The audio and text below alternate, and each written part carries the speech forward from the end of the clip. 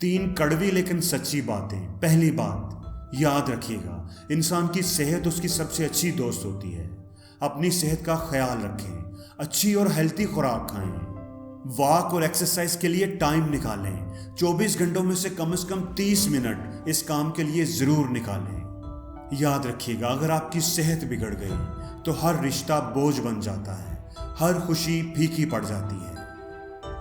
और दूसरी बात यह कि गलती हो जाए तो मान लिया करें। बहादुर इंसान वो होता है जो अपनी गलती को मान लेता है, जो बहाने नहीं बनाता, इल्ज़ाम दूसरों पर नहीं लगाता, जो मान लेता है, हाँ यार मैं भी इंसान हूँ, मेरे से भी गलती हो सकती है और हो गई है। आई एम सॉरी, मैं जिम्मेदारी को कबूल करता हूँ और मैं इसे ठीक करके दिखाऊंगा।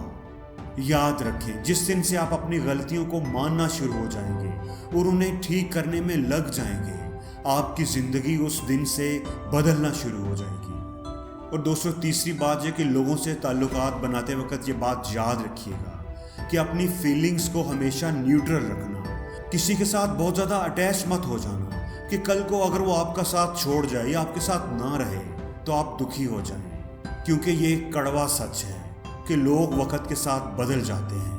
और ये भी एक कड़वा सच है कि अटैचमेंट्स हमेशा दुख देती हैं, चाहे फिर वो लोगों के साथ हो या चीज़ों के साथ।